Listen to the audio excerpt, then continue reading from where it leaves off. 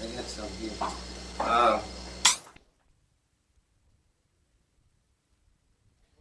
Where Dave and I worked there. huh? I worked there. You worked there. Isn't that you worked there then? In that area. No, I'm in Virginia now. You're in Virginia, but you worked over there. Yeah.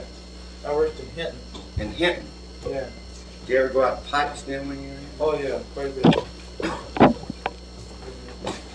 You know, Don and I started out working together in 32. Yeah.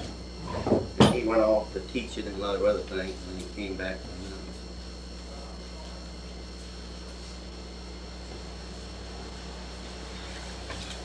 Around everybody else. Mighty pleased at the way he finally got that thing.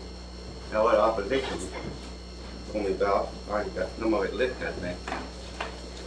We started down.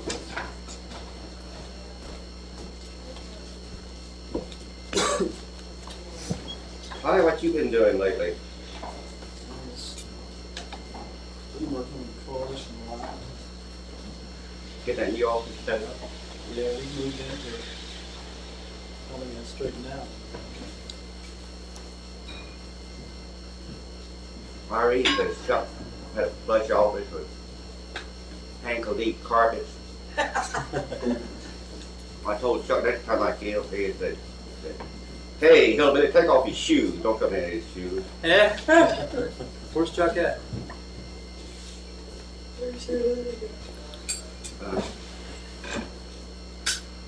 Chuck out in the kitchen? He's upstairs, that's No, maybe it's weird that Chuck was down the same.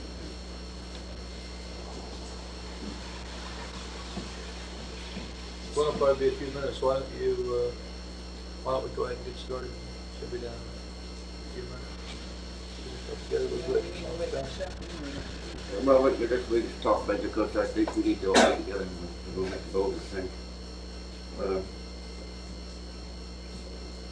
How did you ever give any more thought to working down here?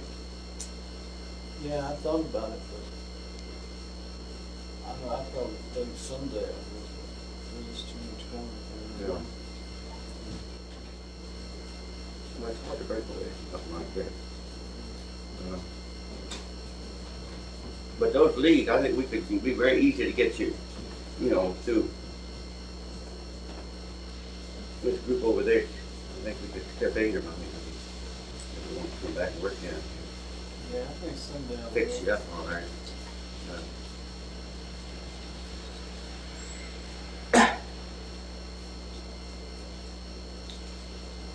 One thing I used to talk a little bit about some of the people in Chicago, I guess the Chuck down then, and was like people from the mountains go up to Chicago and get involved in activities up there and learn something about organizing. And to borrow some of the people there, when we get around to trying to do something like that here, work out a kind of a relationship where people can come down and maybe spend a couple of months, 3 months, helping get things going. See, there's nobody else could do anything in a short time. Anybody else has to spend 2 or 3 years before they can do anything. Spend a couple of years before they can get acquainted. But there's somebody, out of the region who already has background and relatives, they could start right in. And might be another advantage. Just think about. And that would be that a local person sometimes is a little hesitant to do things that might involve, it's got to live there and don't want to go too far, too fast. But somebody who's already out, living in Chicago, then he doesn't have to give a hoot and hell about what people think about it, you see. They could go right to work and you stirred up things and got chased out, but it'd be just all right. Just go right back. Some local person, when he works in such a way to leave something behind, you see, and it might be a way to speed things up a little bit. But to do that, we'd have to have a clear-cut understanding about why it was important to both groups to have to be mutually important. But there's so many people who keep going in. If you could get them before they go in, some of the people don't know what's going on. And from your point of view in Chicago, you'd be better off. If they had some taste of what was going on and some of the thinking, ways of doing things, before they went up, then they'd fit in more easily. So it would be an advantage both ways, especially if people visit a lot between places. There's most people knows that they want to do something, but they yet don't know how to do it, how to go about it. That's right. The way you learn that is by having some experiences with the people who have them that help the people who haven't had them. Yeah. I think it's going to be almost impossible from now on for anybody outside the region or who doesn't have understanding of the region to do much unless they want to come down for 10 years or something. And most people are going to do a hot shot job, come in, leave. And the reason I'm interested in talking about this kind of a thing is because that would give us somebody that give us a way to get people in who could work on a short time basis, come in and out. That way you wouldn't exactly be an outsider. No, you wouldn't be an outsider, you know the situation. Well, I think we got at least more or less a year, real hard work. Before we really got control. Before we get control. Before we can get things rolling. Well, you'll never get to a place where you won't be bigger there than. A kind of control because they're not sure when one of us shows up how many are following or are not following. That kind of guy. You'll never get to a place where you're busier. The longer you work, the busier you are. But what will happen, if you do it right, and you're doing it right, developing new people, so you have more people. So some people, you develop new leaders there, and so some people can take off because you've got other people there that can stay. Well, I guess I think mainly in terms of we're trying to establish one kind of power base in the village and owning property, people owning land. And that was our main thing, fighting the college to get some of that land ourselves, get it in the hands of the people so that they own it, which in the middle of Chicago, So that's why I think in terms of that time, because to fight that problem really well. Then you've got people who really got their hands on something, and they know there's solid ground underneath. And you would have developed more leadership by that. At the same time. And if you just had 2 or 3 leaders, then what I'm talking about wouldn't work. But you're going to have a lot of leaders. Oh, yeah. And you're going to have some that you could spare us, you see, and still carry on your program. Because we've done some background work, basic work in economic development, and, housing and all that in the city, getting familiar with going through government programs, and here and there, you find a crack where there's some money on the other side, and you break in and get your hands on it. So we're just beginning to do some rural development research. In fact, I started 2 months ago, but I got set back after the first few days. But we want to get back on and continue that rate, really work hard on it. See what kinds of new things we can come up with. To hopefully maybe have people come down with sort of a handle in their hands already to stir things up. You don't know, but we see a lot of possibilities if you really study right. Well, the reason I'm bringing this up, I think you can start thinking in terms of using all your available power there, or you can start thinking in terms of maybe a little later on loaning some of the people for a short time to Appalachia. And if you think the latter way, then you kind of say, well, now this is something in our plans, and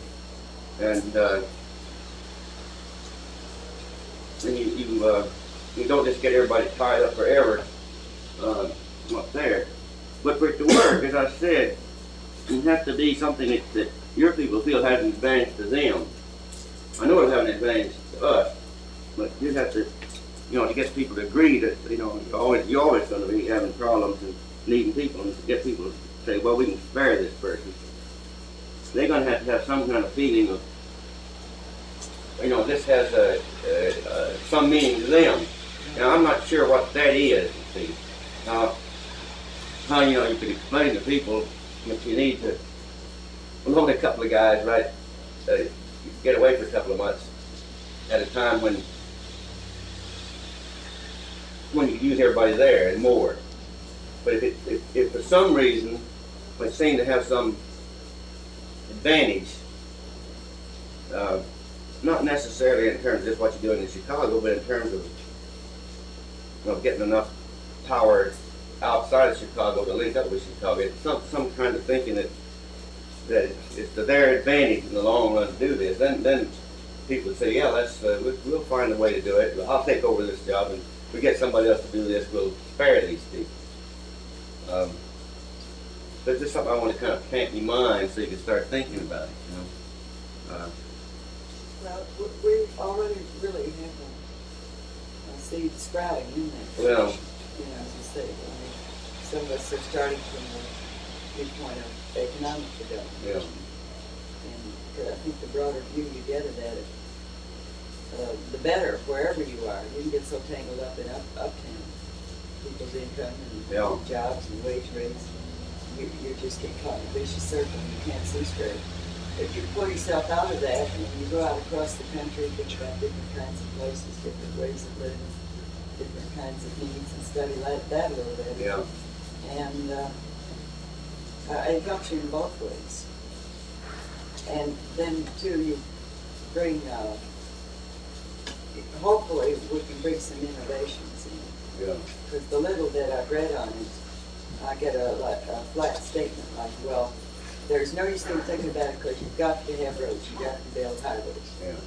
And everybody thinks of putting in a 4-lane highway up the mountain. Gotta do It's something. impossible. Well, I say, why? Isn't there things you can do anyway without a 4-lane expressway that's only going to kill everything in its way? I'm glad you've been concerned yourself with that problem because and just letting our brains sort of wander that's around right, in all that's kinds of right. directions, and then we've already tracked down sources of information we can write in and get a picture of what's there. Well, you remember, Chuck, when I was asking you what's in Ohio County, how much the land is in strip mining, how much could still be farmed, where's woods and where's rivers, and what's the water table, and all this kind of stuff you find. Then you get a picture, and you really let your mind just wander all over the place and try to hold it. Look, I got an idea. Before we talk about doing, getting somebody down on a loan,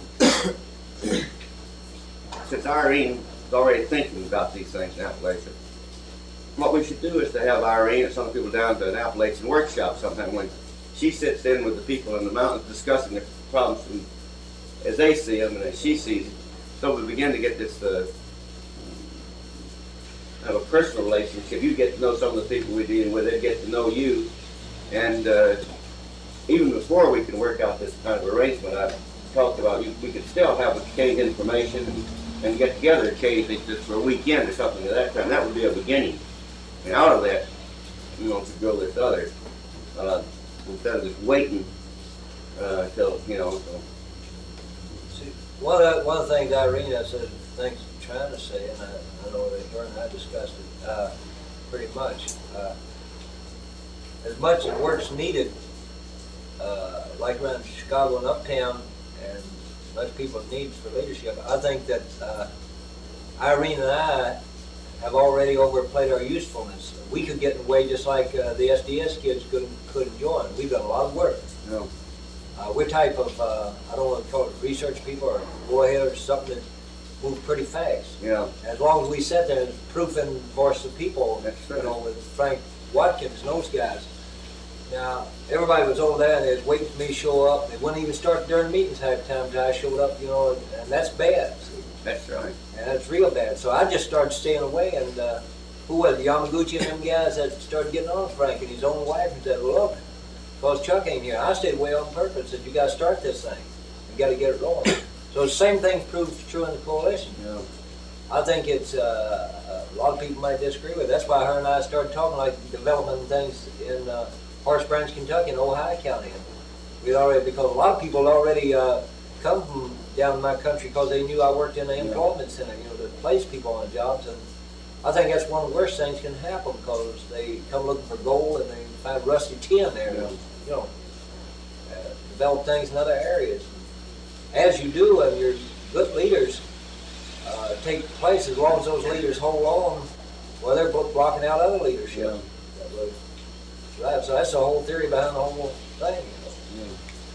Let me.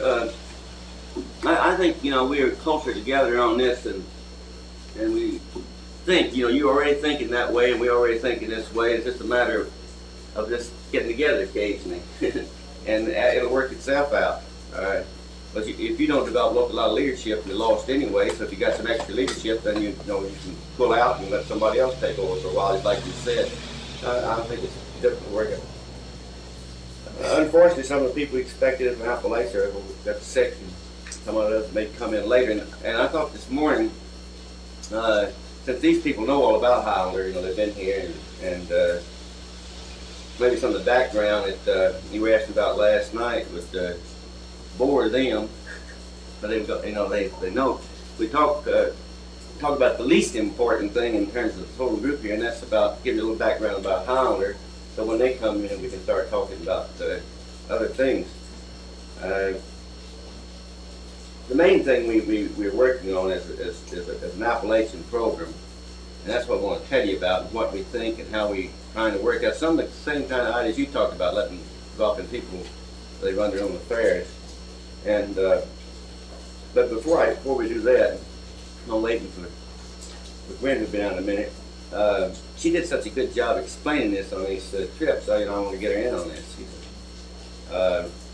And staff who are here can drill in on that. But Highlander started back in the Depression and just dealing with the poor people in the mountains. And we've always dealt with poor people. That's all, you know, it's been our whole program from the beginning, but in different ways, different periods. And the first, I told you last night about the WPA, the early Depression period, where we organized, got people discussing things, little groups, and got some self-confidence on their part, and then they finally organized into unions and then politically. After that, some of you remember, older people, there was a lot of talk about getting a new kind of union in this country, an industrial union, take in all kinds of people instead of this craft union. But that was just talk. And we took it seriously, you know, because a union that would take in everybody was a better union than taking one craft. And we started kind of agitating for that kind of thing, and all the people we get in contact with who were in unions or out of unions, talking about how important it would be to have that kind of a union instead of the kind that they had. And by the time the CIO was born, Highlander already had run workshops and had discussions and organized some industrial unions. So we were kind of in on the beginning of that. And since we were based in the South, and there's been practically no unionism in the South except the coal miners, and some craft unions, carpenters unions, plumbers unions, bricklayers, unions of that kind, there was no experience of how you organize or how you run a union that takes in everybody. And we'd been doing a little experimentation, and although we knew mighty little, we knew more than other people that hadn't been doing any.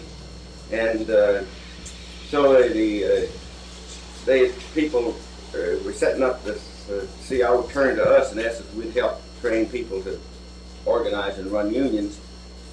And the people that we'd had contact with, we brought in and said, look, you know, if you get going, you get a job organized. And so we placed all the people we've been working with as organizers.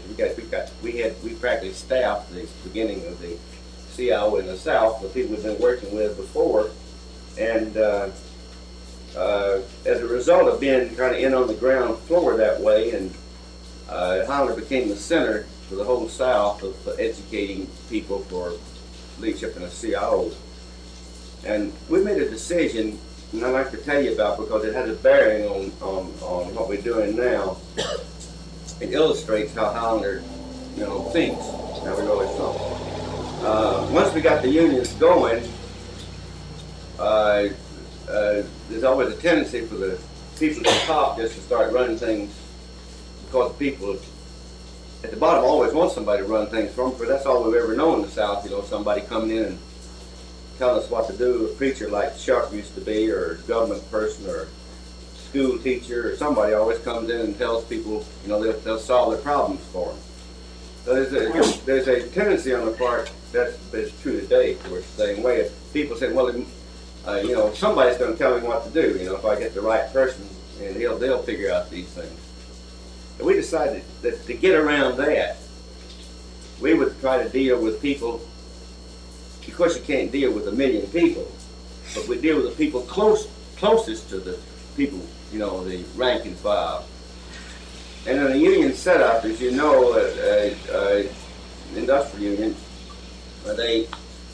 each department, each 30 or 40 people have the shop steward. He's the guy that handles the day-by-day problems. If somebody gets in trouble, he's right then, he's in position to go and straighten that out, or they can go to him and tell him what the problem is. And his job is to go to the foreman and try to work his thing out. This is right on the scene. So this shop steward was the closest to the people because he worked in the plant or mill or something, and he was right in touch with the people.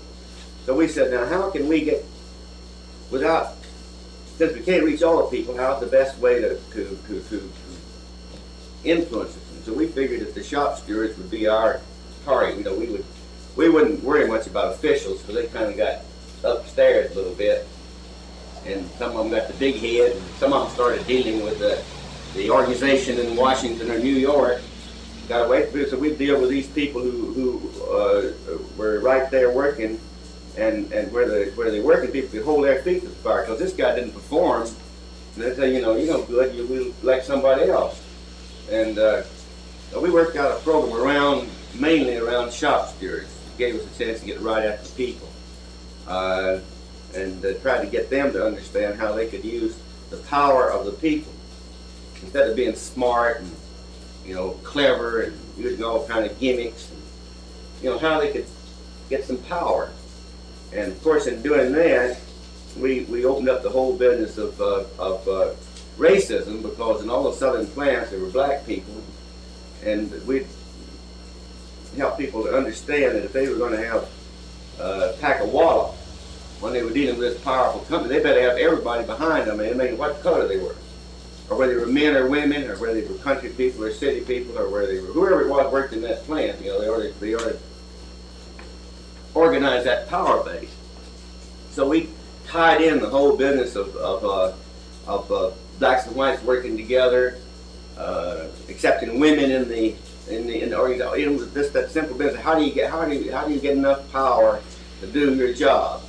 Well, that's the easy thing to understand. They might not like. Men might think women can't do anything, or they might think black people, can't do anything, but they can understand what we were talking about. And we built a whole program around this, and of course, to make this thing work, these white people we started out with, because we couldn't get anybody else, started bringing black people along with them. So when they went back, they'd have, they had some allies, had a little experience working together. So Highlander became an integrated, place where people come together, work out their problems. But we didn't talk much about these things. We just said, how the hell do you get power enough to tell that boss what to do? You see, to represent these people. But we worked along that program. Well, and then we got too much for us, and we started training people who could do the same thing we were doing, to train other people, so they'd have educational programs of their own in the union, so they wouldn't have to come to Highlander, or they could do it on the spot. And and we ended up not doing this training of shop stewards, but training people that would train shop stewards. So that way we were reaching thousands of people, by the people that we were working with, but always on that basis of of how do you get power and how you use power, and you can't let anything interfere with that, like race or that kind of thing. You don't like a person to make any difference. If he's backing you, it gives you a wallop. Then we can fight and make you get out, but in there, you get together. Well, after that, we finally the unions got big, powerful, and had their own money, and they started their own educational programs. Southern educational programs, in fact, all staffed by Highlander people. And we worked a while with farmers, trying to work with a farmers union, trying to get farmers organized so they could do something. We made some headway. We organized white and black farmers in the deep south, and in Appalachia we had the co-op started up at Abington, Virginia, and up in Greenville, Tennessee. Up this way, we were working in the edge of Virginia, Tennessee, and Alabama, and but somehow we could never get that thing going to the place where people felt that they were part of something big. You need to feel that you're part of a movement of people. You got your own fight there in Chicago, but you know that out in New Mexico, Reno's carrying the fight. Out in San Francisco, the Brown Berets are carrying. That Indians are raising hell in places, and blacks are doing things. You know that, and even though you don't work directly with groups like that, it's a comforting thought to know that you ain't the only people in the world that believes in these things, and many other people out there. Well, we could never get that among farmers. This time wasn't right, or we didn't do it right, or something. That we ended up organizing dozens of co-ops. People discovered co-ops again here last year too. We organized dozens and dozens of co-ops with 1,000 members in the co-op sometime, and we had the numbers, but we didn't. They just became capitalistic ventures in the name of a co-op. We never really got across to them. They were integrated. We got some of those ideas going, but they just turned out to be businesses. And only place we had any degree of success is where we organized the farmers into a union and instead of a co-op, and had a whole county and part of 2 more counties organized milk farmers, and they withheld their milk. When instead of Picton, they just wouldn't deliver milk. And we brought the pet milk company to its knees, and forced them to, give in to all the demands of the farmers that way. That was more direct action sort of thing. A little bit of militancy, but that didn't work out very well. We tried to link that group up with labor, so we'd have a tie-in with labor. And by that time, labor unions were getting a little kind of selfish, and they didn't want to bother about these farmers, and we didn't get very far with that. We had a shirt tail full of liberals, good people, who were preachers, who wanted to help a little bit, but not enough strength to do anything.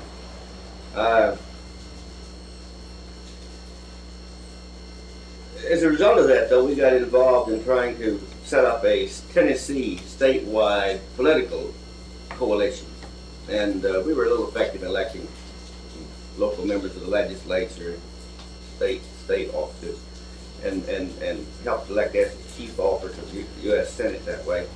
But that never stuck because people are going apart instead of being together. They didn't have enough in common.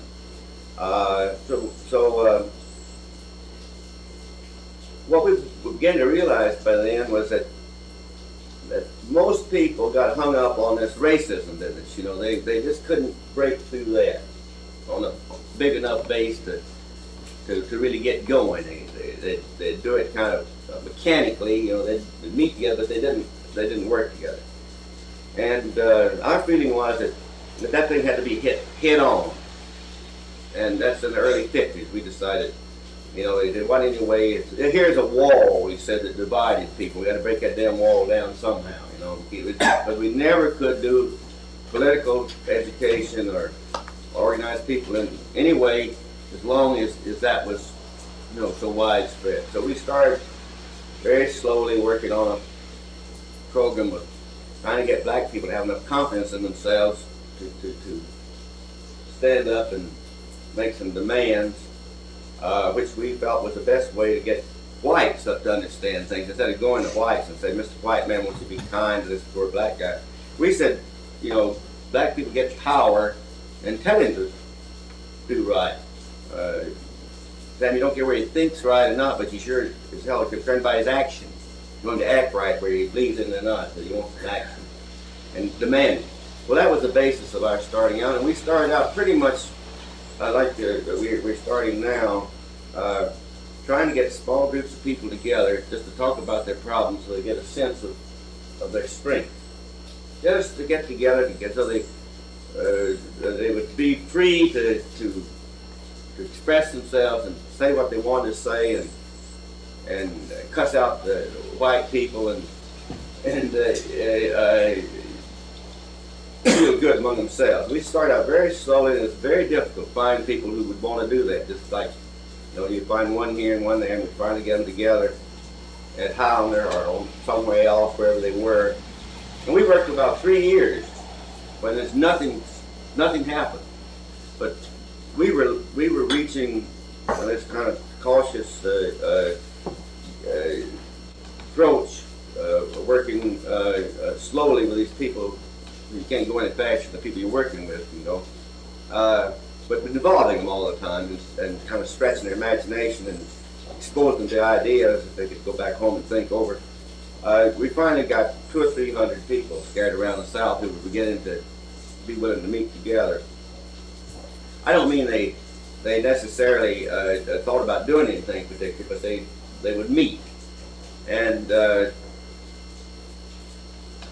then later on, when the Supreme Court decision that was made in '54 was being discussed, and we started talking about the idea of doing away with segregation in schools. And that appealed to a lot of people, and we got more people interested.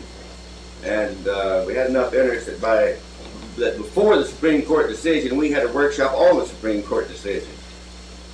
You know, we had enough interest built up that people would get together, black and white people, but mainly black people. We had a shirt tail for the white people, you know, that come in. Well, again, after the Civil Rights decision, we were kind of the same relationship with the Civil Rights Movement. We'd been in Seattle, we already had been working with people, and they started coming to Highlander, and one of the workshops on, I don't know what it's on, probably public school integration, Rosa Parks, who started the bus boycott in Montgomery, came. And she's a little quiet woman, didn't say much, said nothing's going to happen in Montgomery. And I mentioned her because there's a lot of people there who are going to do big things, but Rosa went back and really touched off the whole civil rights thing by refusing to give her seat to somebody on a bus in Montgomery. Well, that started moving in Montgomery, and it's kind of inspiration to people.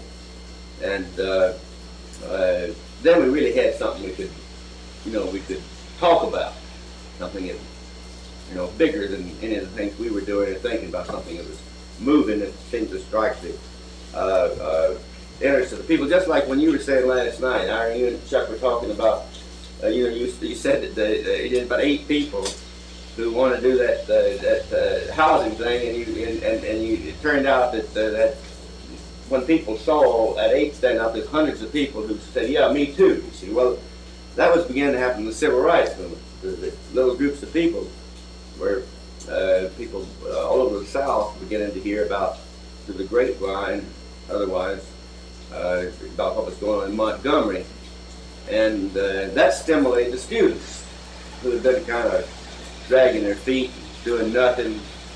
But they didn't come into Highlander because Jim Bevel says that, he got a story, he tells that, he said we used to get these college and theological black kids up to Highlander and tell them that, they ought to be ashamed of themselves, just sitting down there talking about fraternities and dating rules and things like that. They ought to get with it. And so we used to laugh at this cracker, you know, this. We ain't ever going to do anything like that. You know, we know we can't do anything. We know if we ever going to get anywhere, we got to play the game. And Jim says, you know, after Montgomery started, we started talking about that and started believing it. And then these people who were exposed to Highlander and exposed to indirectly what's going on in Montgomery really started percolating. And then the student demonstrations started. Remember where they sat in the theaters and in the restaurants and they owned buses. And there again, with that group, Highlander was the place they knew. So when they had their meetings before SNCC was formed, the first time the students met was at Highlander. They talked about should they form an organization, what kind of organization they should form, if any, and what they should do. And for a number of years, they used Highlander as a base, and they asked us to set up an educational program for them. So by getting in kind of on the ground floor, we were able to put our 2 cents worth in on something that was big, you know, something way beyond anything that we could do or any other group could do, something that just happens or doesn't happen when people get stirred up. Well, this is the way we've always worked. We've always tried to get in on the ground floor of something that we think is going to work out. And the reason I told you about the farmers union is because we don't always hit the jackpot. You know, sometimes we guess wrong and we think something's going to work. It isn't. But we've been right on 2 scores, industrial unions and the civil rights movement. Now, just like we realized back earlier that we never get anywhere in the South until we got rid of this racism, we got to thinking, well, fine for the black people to have their thing, and good to get the Puerto Ricans talking about doing it, and fine to work with T. Arena and the Brown Berets and other people, Corky Gonzalez out in the West, who are doing their thing. But we're the white folks, you know. And well, you know where most white folks are going to end up, so you just say, well, who's worth working with? Well, the same people we're always been working with, poor folks. So we said, well, what we ought to do is to try to find a way to get poor white people moving, and start trying to cut through all this habit pattern that's been built up, depending on people, do their thinking for them, and trying to get some of our own people moving.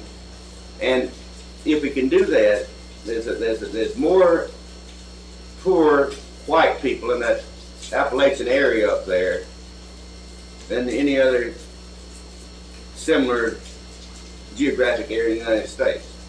That's the higher percentage of poor whites. Of course, we have poor blacks in that too, but the majority of poor whites. So we said if we can, you know, let's just don't back off of this tough problem. Let's see if we can figure a way to do something about it.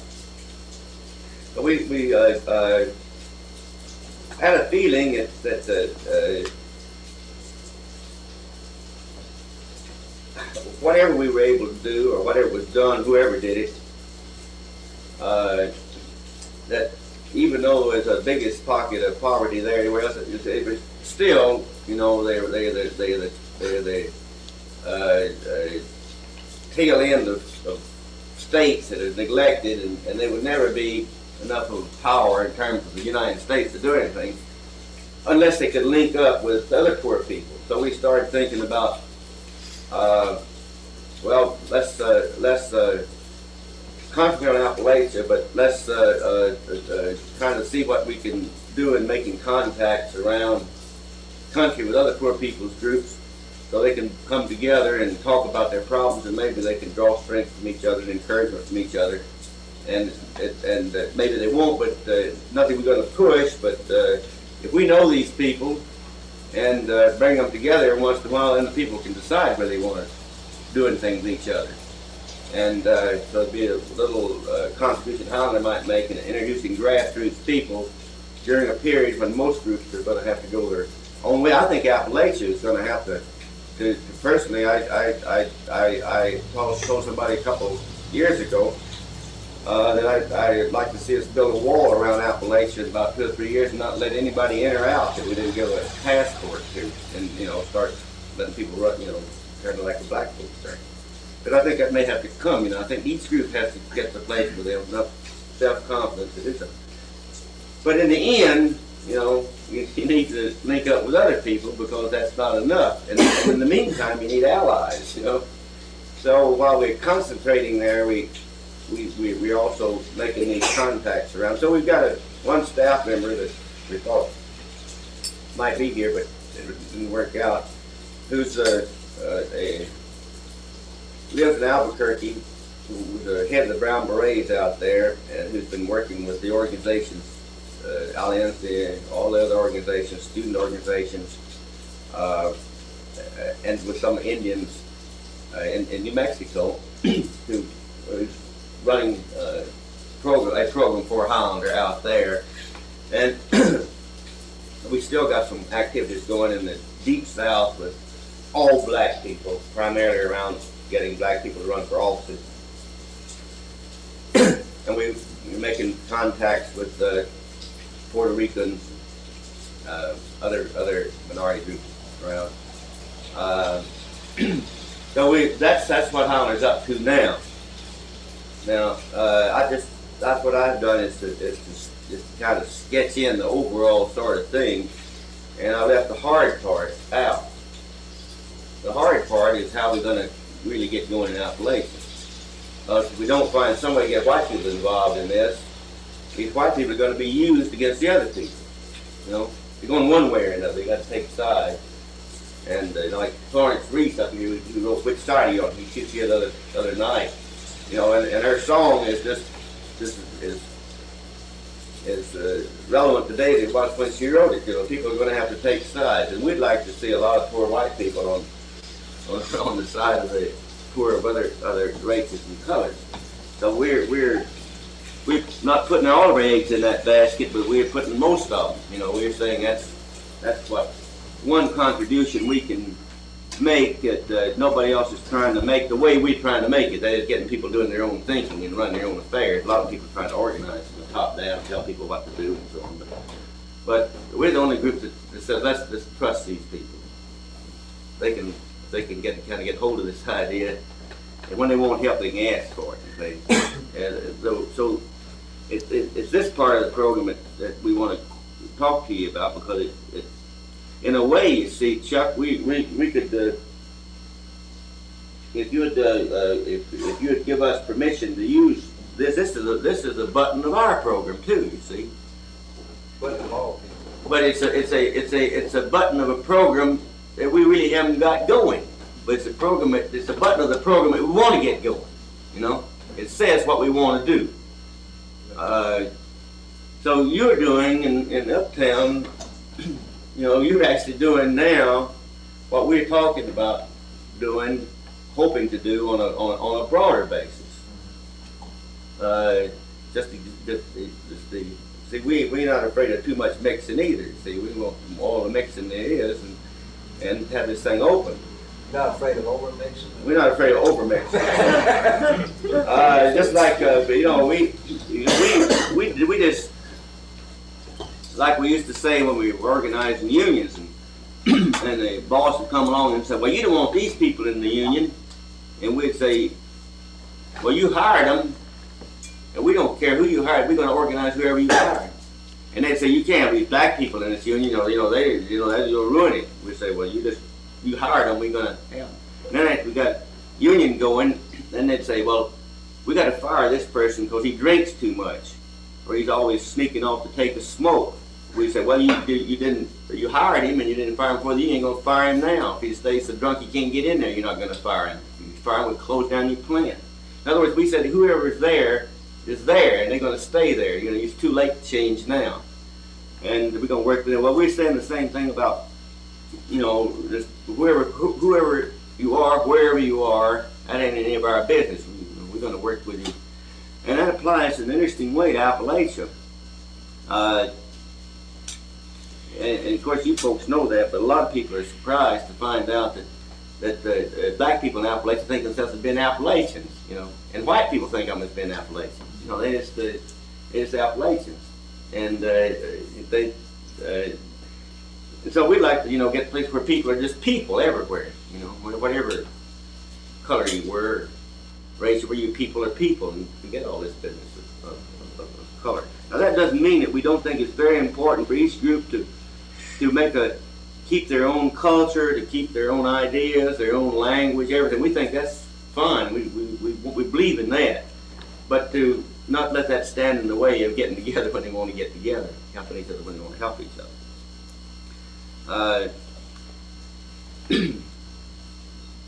wonder if we get Glenn down here. I don't want her to be in on this.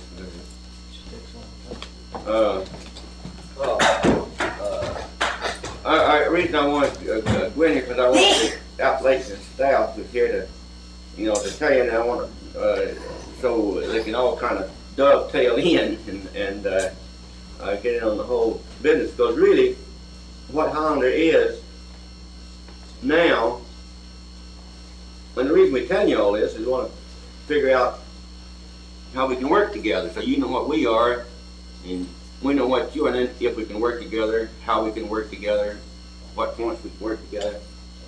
And we need your help on this program. We need your thinking on this program, and we really need your help on it. And that's why we want to go in quite a bit of detail on what we're trying to do, so you can figure out how you can help us. Because we need it, don't we? Some of the things you're doing there may be extremely helpful. We'll tell you what the situation is, and so you understand this is exactly how we going about it. And you're getting in on the ground floor. We're just beginning to get moving on this program. You know, if I could go back on the racism thing, and talk a little bit about how we deal with it in Chicago, is that one of the phrases that... Wait a minute. I want the other people to hear it, because they're going to have to put this into effect. Don't want to waste these. All right. Me away on the rest? Yeah, they'll be back in a minute. See, they're up against these things right now. I want to get the benefit of it. What I was doing is trying to give you a background sort of thing, where you kind of understand how we got at this business, and to fill in while we're waiting for Gwen so we could get going on this other. And I don't know if this is possible sometime today, Miles, but you know, I've seen this work in group discussions, thing like we're doing here. Maybe for later sometime today, if it is possible, you know, see if for an hour or something we could break off in groups of 3. Yeah. And exchange 3 men, you know, from different. That'd be great. Yeah, that would be very good. What we want to do for everybody, though, is to let everybody know what everything is, and then we'll all be right. I mean, you have all to be together that's on why I this say stuff. you go through a long line And the reason I'm doing the Highlander thing first is, as I told you, there's other people who come in don't need that, and they need what you got. See, I'm saying, I want what you're saying. More people, everybody to hear. So that when the revolution does come, we'll have a better form of government, in other words. Yeah. Well, we may have to change the whole form of government. Mike and I were speaking to a group in New York, graduate students, and they asked me, well, you know, I kept telling me we have to change things, you know, and I said, well, how far are you going? How far do you think we should go in changing things? And you wouldn't, you know, do this or that. And I said, I don't have any respect for any institution, any organization as an institution or organization. And there ain't none of them I couldn't spare. From the government structure, total United States government, on up and down. Because my loyalty is respect for people and institutions and governments get in the way of people, don't serve the needs of people, aren't responsive to people, and they have no right to exist. So I would say that anything that gets in the way of people has to go. Because we got to make this kind of country that's for the people, and if what we got can be changed around, adapted, and tailored, retailored, and reshaped, fit fine. If it can't be, we got to get something that will. These students were a little bit shocked, about saying anything went. We couldn't.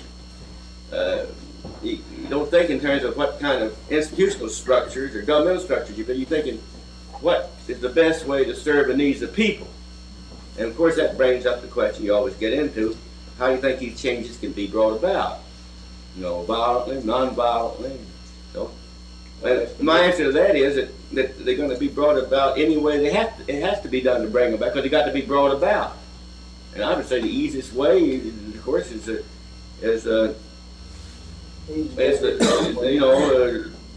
voting, or easiest way is non-violence. But I wouldn't say that that's going to work. I say if it doesn't work, you got to find something that will. In other words, you got to do the job, regardless of what it takes to do the job. But that was a little difficult for them, because they think in terms of they just can't give up these structures that are in their minds, organizations in their minds. See, I think one of the first places that you start, like some of the things you said, is talk about education. You start right where your kids are going to school at. One man asked a well-educated Indian uptown one time down at the Indian Center there. The man had went through high school and college, and he became a well-educated Indian in our society today. And the man asked him who discovered America, and he said Christopher Columbus. He said Leif Erikson. We all know who was American Indian. So, Well, they're colored, so you don't count them. Same thing happened to an educated Chinaman. When I asked him, who discovered gunpowder? Marco Polo. Things like this. See, our kids being taught, about things that don't even relate to what's going on today. Ace and history about when George Washington sailed his army across the river, but that's not going to put no eggs on the hen's feathers today, Well, all the history that we have, just about that's used in schools, written by white people. So they only write about white people. White people write about other white people. That's why the discoveries all have, to be white. Nobody else counts. I had a wonderful example that back when I was working with unions, we had a young black guy. We're dealing with a bunch of camel suit lawyers, big shot lawyers, a whole row of them, Philadelphia lawyers, and big pot bellies, big briefcases. This little black guy, they kept trying to put him down, trying to say, well, if you don't understand all this complication about running this big industry, and you can't understand all the finances, and we have to, tell you about these things, and you just have to take our word for it. So this young fellow said, let me tell you a story. It's an Aesop's fable. That in Africa, there was a conversation going on between a man and a lion about who was the strongest, who was the wisest, who was the greatest.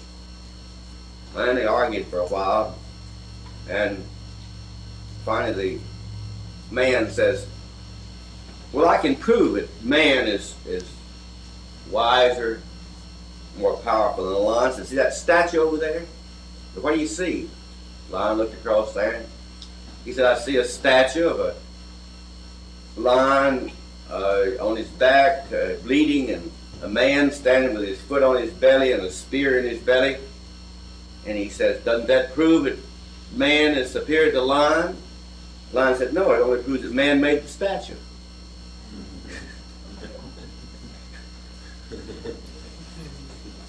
It's just, like most of our TV shows today, it's real truth. They show all the Western stories, and I kind of enjoy them myself, even though I know they're mostly fiction.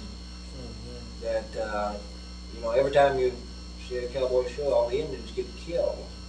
You know, never show them winning, but a lot of massacres happen around when Custer was there. Geronimo, crazy horse stuff. Never showed about that part, you know. That always interested me. Is how come every time the Cowboys won, it was a victory, and then the Indians won, it was a massacre? It's That is terminology. that's whole theory. It's the same. Well, that's a line in the man story over again another way. And another thing, you know, each time it shows television show, the Texas show, it always showed a pig winding up on the other end, but it never shows how 4 or 5 Black Panthers shot out with 100 of them dudes for over an hour. How many of them were? Well, that might give people ideas if they saw that.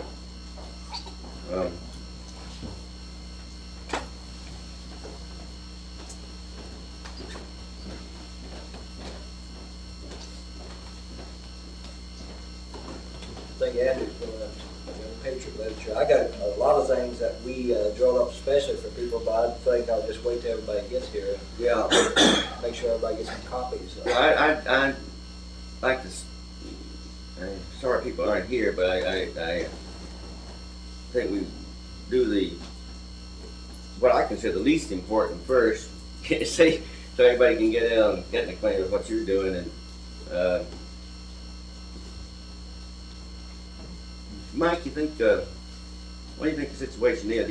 Edith and Edith, is not dead. Did not come in. not come Evelyn, in. might. Is the chance of Evelyn coming? yeah, but she doesn't have a phone. What I want to do, When I talked to her last week, she was definitely coming and she was bringing a couple people with her. I want to No, we're finding out what's happening. She doesn't live near anybody, Mm-hmm. and there's nobody. No way you can find get in out. touch with his phone phone. movie a little bit after we. Well, but you know, I'd like for that to Yeah, be that would sure too. that they get acquainted with what they're doing, because I think they can get some ideas from these people would be helpful. That button don't mean much to really to after you've seen that movie, and it means we're non-racist, but that's only just a skim off the top to it. That's what you see in the movie, and that's why I'm kind of way I just brought enough button for everybody that. Yeah. But until you see it movie-wise to really understand what's behind it. Well, the 2 best movies I've seen recently are that movie and The Battle of Algiers. Have you seen The Battle of Algiers? That's really good. And I think your movie is more helpful, but that's near where we're at in this situation. And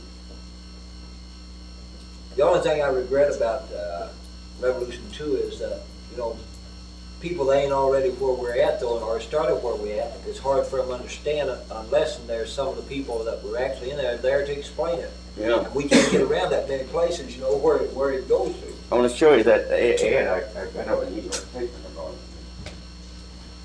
Don't you think that it brushes away a few cobwebs anyway, Chuck, Huh? Don't you think that it brushes away a few cobwebs anyway, even if there isn't anybody?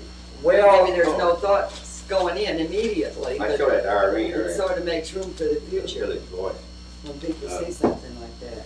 This is out of where? The Village Voice in New York. An ad. Now that must be about the cut version. Oh, that's the one that's showing in New York. The commercial showing that. No. This one was shown before it went in New York, October 23rd. It hadn't yet. Yeah, it had. That's right. This is just. Well, that ad is for a theater in New York. Yeah, this is just 8 days ago, right? Yeah. Yeah. It This just is opened cut. in New York. Carrie's found that. And gave it to me.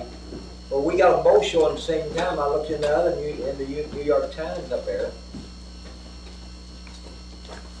He was saying something might be good, and why don't if you're going to go ahead and pass it on, why don't you hold up on that till everybody gets here so you can get it to them all at once. I was saying get mine too, but and get them all to them at once, and then you can start explaining the literature as you go too. Well, I don't know when to give it up, but I bought a certain amount of our Yeah. propaganda now. We've had a little trouble with some of the people in the mountains who thought were coming. Some got sick and couldn't come. You know how that thing works out. Like some people we thought were coming. Edith and Sue still coming though? No, Edith is sick. No, it's Jake. Jake is sick. Yes, he was going to try. I'd like to take this chance to get it out because we are in a break in the conversation more or less. workers, and I don't want to be violent. Yeah, okay.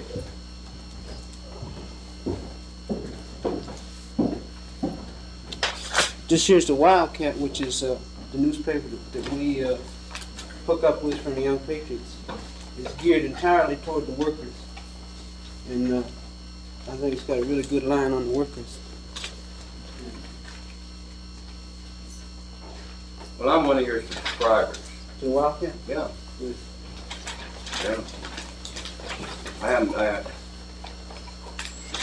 subscribed when I was up there. And these here is some leaflets that we run out the neighborhood to kind of just run down the economic problems that face working class Americans today.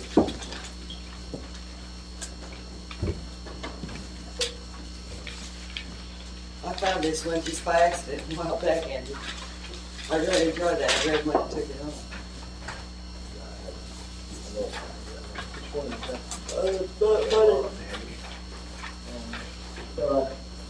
Both those films show at the same time in New York, and Meeting Pools up there now too. Yeah. Yeah, that's in a couple of places.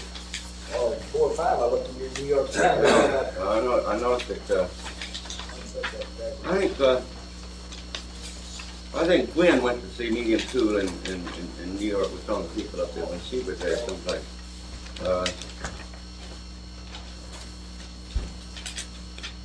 But we figured we could see, I told them they could see this film here, so they could see something else there. She went to see Medium Tool.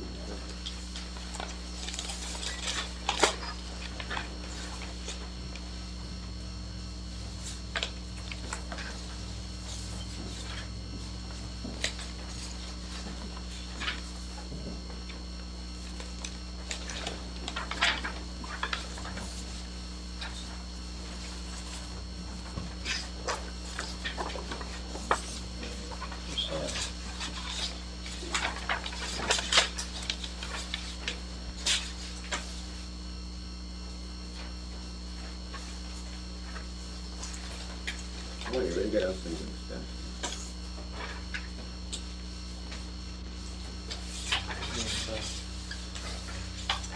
Yeah.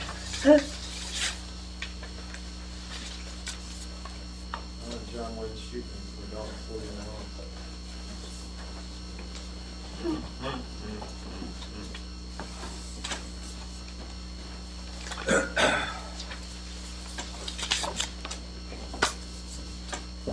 You got some more of this for other people who come in later.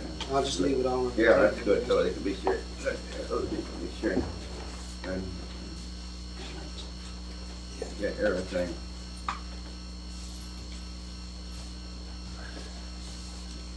Well, maybe we better go ahead on this, we get Gwen when she gets. Yeah, she'll be right. What, well, I think what we need to do is somebody tell the overall idea, and, kind of thinking behind the philosophy behind what we're trying to get at, and then maybe concentrate on an example. Maybe you could use either I use Bazooka as an example. We don't need to take too much time, but so people will be able to help us figure out how the things you've done will fit into what we're trying to do. Of course, we didn't get you down here just to help us, but we did that. We had it in the back of our minds, maybe get some ideas to help us. Maybe some way, like you've been around a couple of weeks, we might figure out how we might be able to help you. I'm not so sure about that end of it.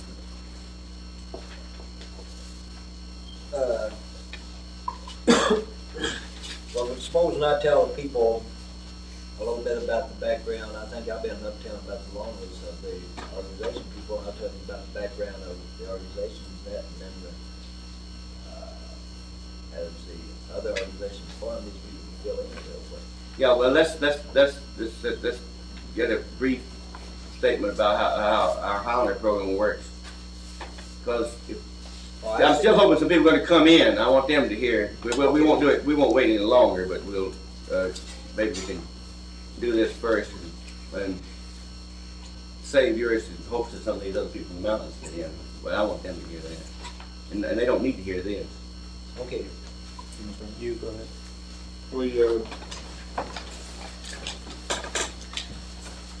main part of the program is trying to get some very small discussion groups started in mountain communities.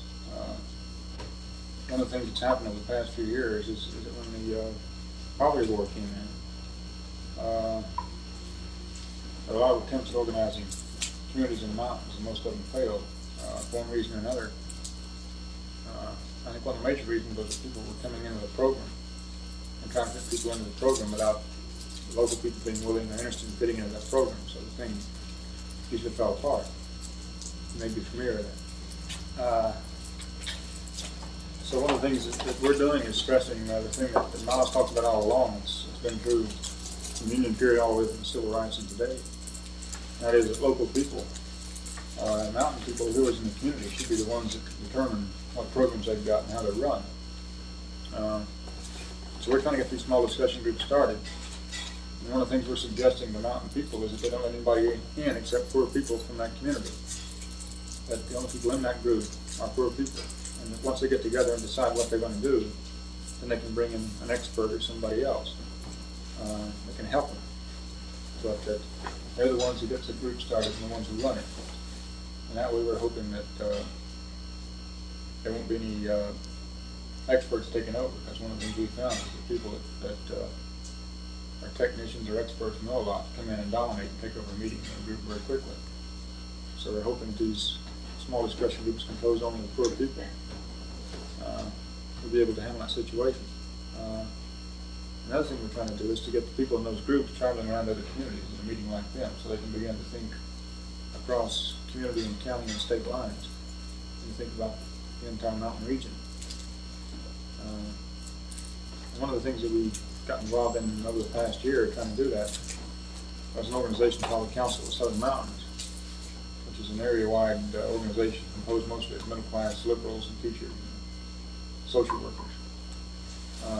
Alan Torgat has been involved a lot lately in that. Maybe you want to talk about what the Poor People's Commission is doing that relates to what we're trying to do. I think it serves as an example of one of the things we're trying to do.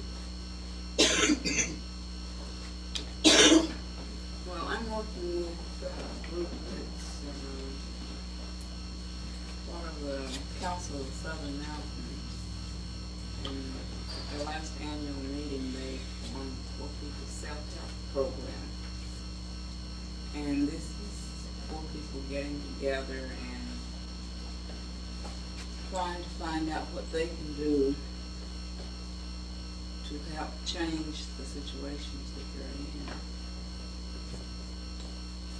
And we have been trying to get funds for this. We found that poor people working, trying to help themselves can be funded financially, where other organizations can't.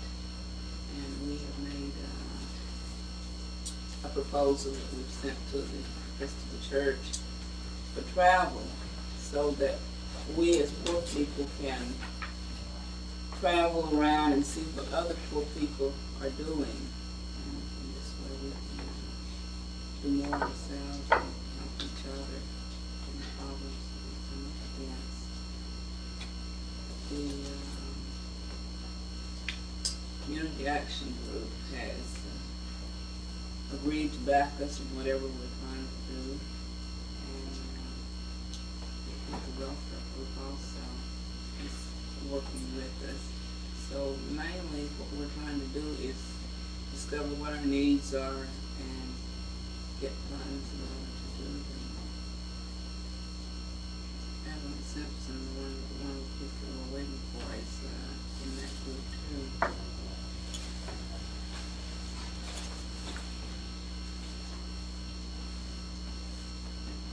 We have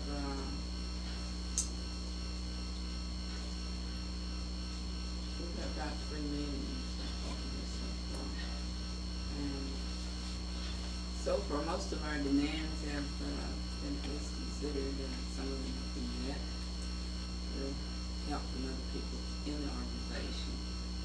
So we're finding that if we actually make some demands, that we can get somewhere,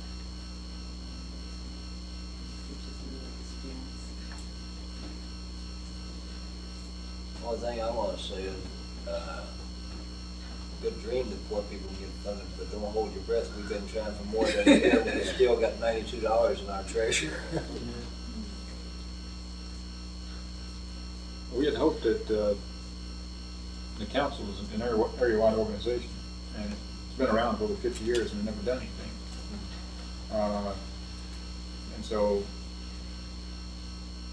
the group that Alan was talking about grew out of a annual meeting about 9 months ago, in which poor people more or less took over the organization.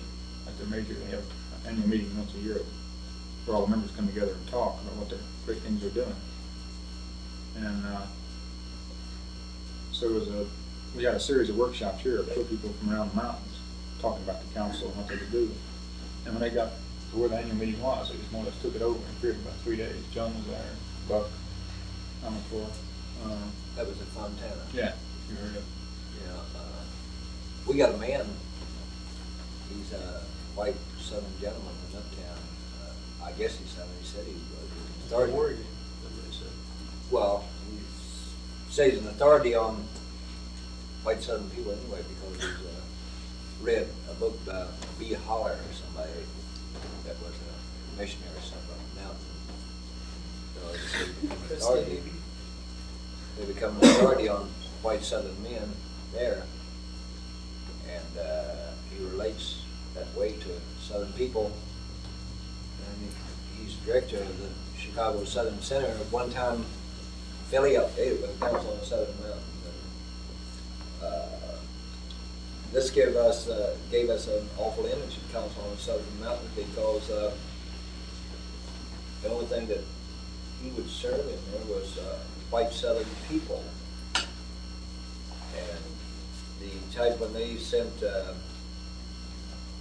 Council of Southern Mountains sent scholarships for people to go to workshops, well, we got some very good indigenous people sent down to those workshops at the expense of that money the council sent up there. And I think Steve witnessed to some of these tellers, and one of them was the most indigenous man that we had near uptown. That was Sergeant Gagner of the 19th District Police Department. Another one was Officer Notini from the 20th District. The youth officer from the 6th Area Detective Squad, Drysdale. And the other one was the Director of the Commission on Youth Welfare. And another one was a man that lived in Skokie, is a rather poor neighborhood. The Skokie, Illinois, I think the cheapest building better, run about $90,000. But they sent him, and he said others, didn't he, Steve? Yeah. But he said others, but he couldn't recall who they were at that time. That he had sent down for those scholarships as a true representation of uptown. Of course, the reason he sent down those police, which we call pigs in uptown, is so that they will understand Southern people better. And the reason for that is because they will be better at busting Southern people. Right on. That's a pretty good description of the way the Council of Southern Mountains functions. Yeah, it operates the same way. On a different area. I think one of the things that's happened is this group of poor people that was formed has had quite an impact on the council, and I think it's going to continue to do so. And with the youth commission also really put it to them. I think that relates to a question that Steve asked this Southern Orange gentleman. He asked him what he thought about the incident in Fontana, and from what I could gather, he was rather inclined that it's a bunch of outside radical youth that pushed their way in that just sort of didn't relate to Southern people at all in a way. Which direction it's going in. Was that the impression you got? Yeah. One thing, just kind of to add on to your information about that, the Sergeant Gagner, I believe it was one of the policemen that came down to that conference, said that he was going to push to have the thing investigated because he thought it was a communist plot. So at the expense of supposedly poor people, he was sent there, this situation. This council episode kind of, in a way, proves that we are on the right track, because these communist agitators, were poor people that met right here and talked about what they wanted, and that they wanted to find out if this council would be willing to really put up or shut up, when they spoke for 10 million Appalachians, and they were going to ask them to act. So the agitators were these poor folks from Appalachia, young and old, and See, this guy Grisham, he like runs these classes on Fridays where the people come into the neighborhood from the outside, and they go up there and you have to talk to them about Southern people and their cultures and how they got to uptown, you know. And if you sit there quiet enough, he'll give you a little certificate with a gold seal on it. I saw your graduating certificate. He's got a graduating certificate. I didn't know how to be a Southern person if That proves it, huh? class. You're typical now, you got the certificate. But the thing he's trying to relate to was, you know, I think I brought this up, Steve, while you said that. I told him, I said, Mr. Grisham, I said, I understand. I said, I guess you've certainly got it into my mind that I'm not a typical Southern boy, because he always told me that, you know, you're not a typical Southern boy, because, but I said, I hope that don't relate to Steve and his buddy here, because it might be pretty typical. You have to investigate that part of you. I don't know, but I guess I'm not typical. You know, the people, Steve and Mike, Gwen, all these people, had the same kind of impression of the council from what they knew in Appalachia that you people have from what you know about the Southern Center, which was affiliated with the council. And they were just as, you know, critical of it and felt hopeless about it. But when I tried to persuade them to work with me on this, to see if we could shake that place up, and, I had a hard time getting them to see that there's any possibility. It felt like everything was so far out and so bad that nothing could touch it, you know. And I think they thought I was trying to brainwash them, you know, to get them softened up. But I had complete faith in people, you know, once you get them together, being able to function. And I didn't care how old that council was, or what it had done in the past. And I thought we ought to give it a try, and you know, and either get rid of it or get it moving. And I didn't particularly care which, you know, but you know, it shouldn't stand there and say we speak for 10 million Appalachians and not do anything. And my idea was, you know, put up or shut up, and that, you know, we could either put them in business or out of business, either way, you know. And they had to get with it. So. Fortunately, thing worked out, and if it hadn't worked out, I was gonna, you know, I agree, you know, that's the last council as far as I was concerned, and we would fight the council instead of try to change it. This is a one-shot affair, and you know, I mean, it shows that these institutions and organizations, if you can get poor people really together, and we had a coalition of poor people, black and white,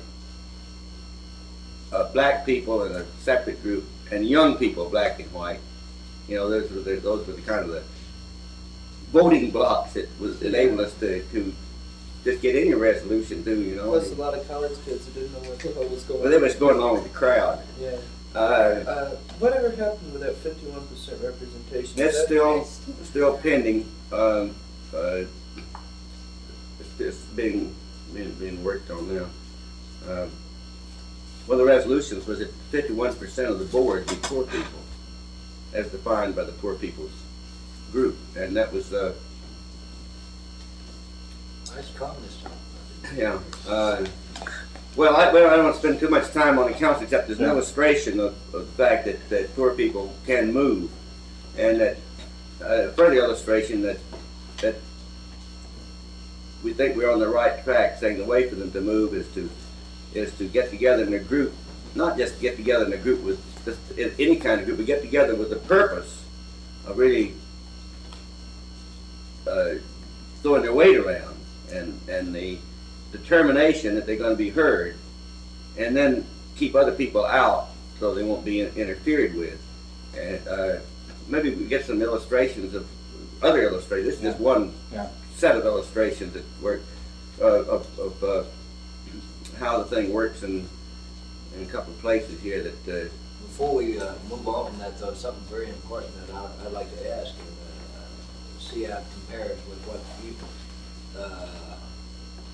Grisham was asking you. You wish you'd come a little earlier, Steve, when 60 women were there, you know, in the center. Yeah.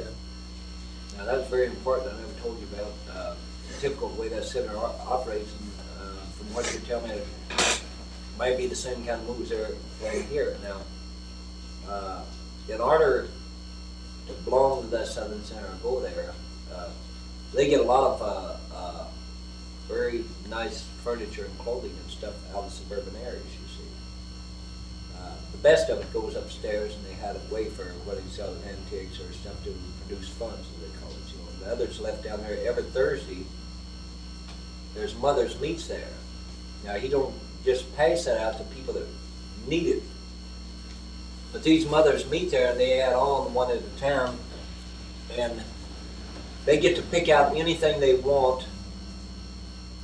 These women's go in, they're Southern women that's being brainwashed, you know, by this type of thing, and only if they'll not relate to other organizations in the neighborhood and be truly affiliated with the Southern Center as becoming part of that type of club, you know, and that means that, you know, there's an experimental thing going on that here is 60 families that we can raise their economics of living. So they work very hard on getting, make sure these fathers in the family get the best pay they can get as they go along. They'll refer them maybe to tribal. I don't know at the time, or always, even though they might be making 2.25, 2.5, and get it go on. But while they are making that, so that they can build up a bankroll, why any food that comes in there, instead of giving it to the people that's really hungry, or these same families will they'll just keep giving as much as they can, as long as they attend there on Thursday and be part of that and sell their soul to the Southern Center. But you can't relate to organizations that wear certain kind of buttons or protest or march, and you become part of that civilized community, you know. Now this is, you know, that way we're too broad spread, and this is what's going on Thursday. Sort of sell your soul for a sofa. Well, the Madras Center was operating like that at times in What some center? ways. That's the War on Poverty office there. And I know my sister told me how disgusted she got when they get sometimes good things, real good rolls and food into the pantry, and all the community reps would run and grab. And they were getting better paid. You know, I mean, they weren't well paid, but compared to the rest of the people, they were on welfare. They were eating regular. And the way they would just run and grab the best cakes, pies, the nicest stuff that come in, they'd all race over and grab it and take it home themselves, instead of leaving it there for the people who come in. Yeah. You know, people who would really come in Got a bad day in taste and in day this out, thing. who just Well, that's what we didn't gotta have any place to go. expect if we're gonna It's let them nice decide to make all the decisions about what's done. You know, that's just the way it's So you see, gonna keep Miles- on being. See, Miles, what's happening there, and then when the newspapers and the stories come in so he can get other donations for large factories and things, why, he does have some people they can say they help, and he calls them, well, I guess one time it's poor, but he's pushing them into a capitalistic way of thinking. He'll say, well, Linda Rocky, like that girl done the story, you know, on us, she'd been to him before. Go over and visit Mr. So-and-so on Racine, but he's got about 60 there they can depend on that here, his stooges. They can say, check with this and check. So she goes out in the neighborhood or whatever reporter might be there, and they can't see the hidden factors. They right away, yes, sir, Mr. Grisham is really helping the Southern Center, and builds that up, and then flash, they take the pic. poor family help Mr. Grisham donate to the Southern Center, you know, and stuff. And This guy here has got a warped sense of humor. Chuck, when he took me around to the Young Patriots, he introduced me as being connected with the Council of Southern Mountains. I thought I was going to get killed when I got to that place.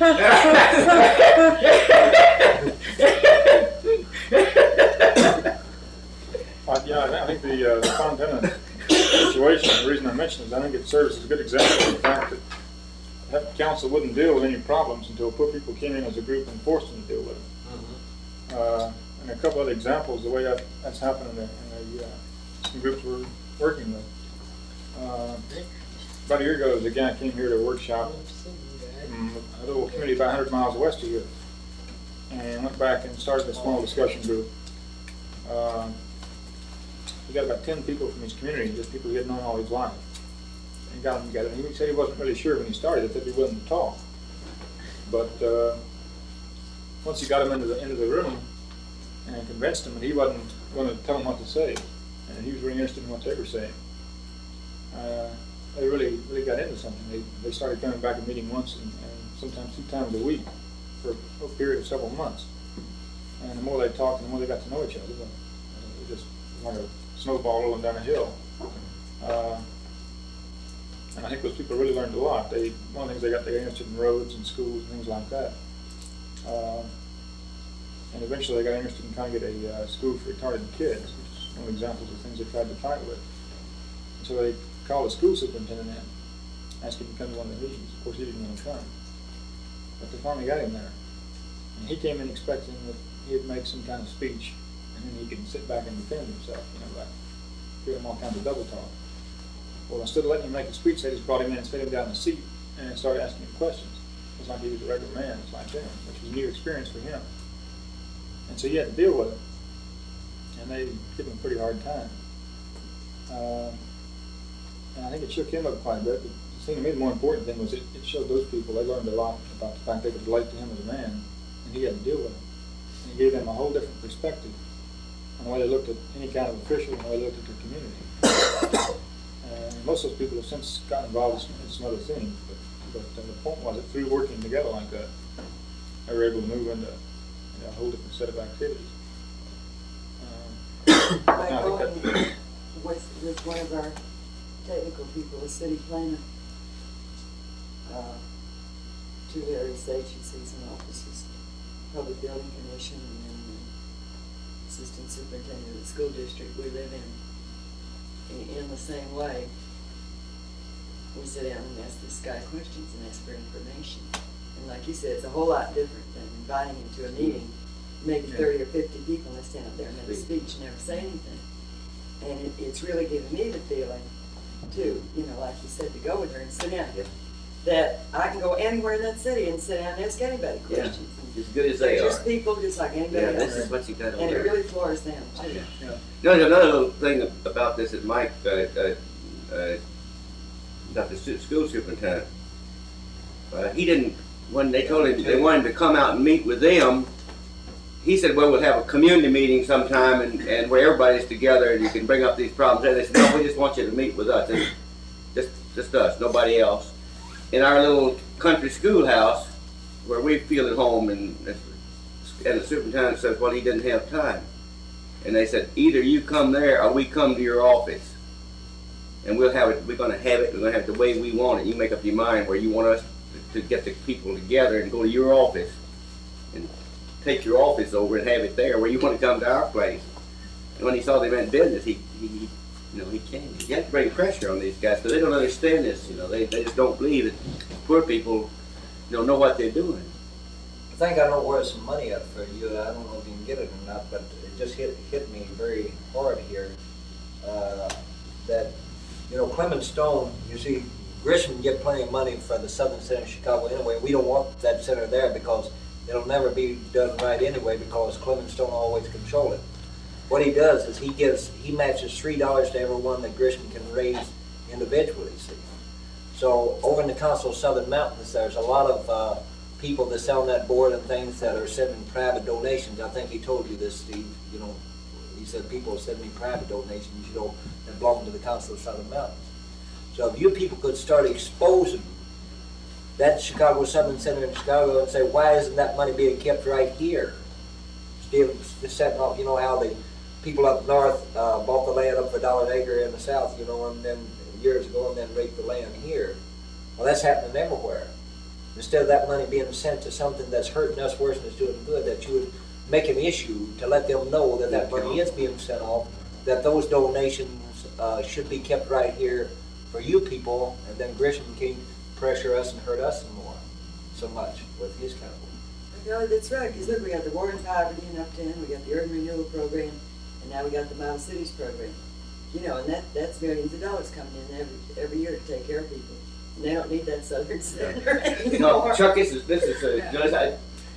see, he trades on the fact that the Appalachians there, and he tells these people that they helping poor Appalachians.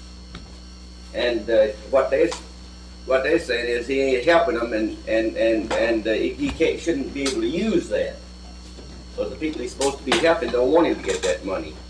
That can really shake the council up. Just that one idea. Right, you know, because I think that money ought to be here. First of all, if we ever get rid of Grisham, that's going to ease the tension because he goes out and he's got paid staff. Maybe some of you folks heard of Father Joe Dunn in the Catholic Church. He got kicked out of Paintsville, Kentucky, or something for the way he capitalized on poor people. Never heard of him. Anyway, we already started investigating because he got kicked out over there. He set up a co-op and tried to control it himself, and the people didn't like it. They run him out of town. And so he took an absent leave of being a priest and went to work on a salary for Jim Grisham in Uptown. And everywhere he went,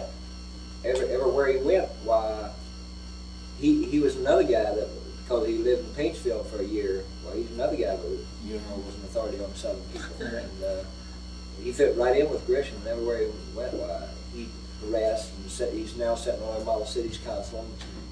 He finally joined the St. Thomas Canterbury Church, you know, and he's still on the salary as a priest. Well, we were talking earlier about, you know, I raised the question earlier about was there ways we could work together. And you know, now we're beginning to find here's one area in which, you know, we got interests in common. You know, I said they were if we could find them. Now we got one already that kind of ties us together. We got that common interest. Before we go to, I'd like to, you know, go on and give you another example of what it is we're trying to do.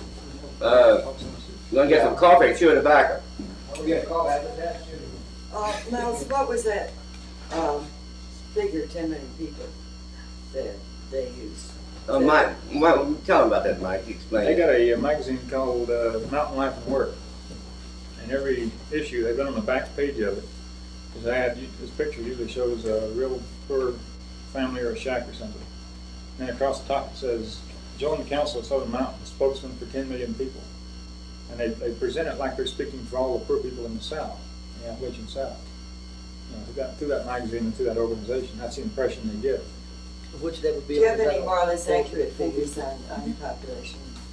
Well, that's what Grisham does up there in Chicago. See, he takes that message, just what you were saying, and he tells the people up there that the Council of the Southern Mountain is the only thing in Appalachia, and if it wasn't for that, well, people would be starving to death, more or less. You know, this is it. Same thing, I guess it happened down here. Or I figured in my mind that, you know, was happening, you know, up there. You scratch my back and I'll scratch yours. Miles, that's something I've been thinking about over the last 6 or 7 months. You know, where we have failed in really, you know, getting the white people to move. And you know, I'm sure that everyone here is aware that there's certain things happening in different areas. Mm-hmm. We're all aware that, you know, these things are happening. You know, that in eastern Kentucky and uptown and everywhere else. And I've just kind of reached the conclusion that, you know, where we have failed, that we fail miserably of trying to build up identity for the white man to rally around, something, you know, some common bond, like the civil rights issue with the blacks, or even the unionization back in the early 20s, you know, everybody had something to rally around. And I think, you know, what our job has got, is gonna have to be, and I, I'd like to throw this out for discussion, is how do we build a common bond, how do we establish identity? You know, where we can really get the white people moving as one body. Let them keep their local identity, but get them moving on the nation, you know, area or state or, you know, even all across the United States. I'm moving towards some common goal. And we've not ever figured out, nobody's ever figured out any way to do this. I don't even know where they've even attempted to, but I think this is what's eventually going to have to happen. Well, one way, I hear what you're saying, and that's been in my mind for a long time, but I thought you were starting out first on the local scene. You see, I think what, you know, we used to knock on doors, you wanna come out to meet, you don't learn in that, like, and I found out the hard way of many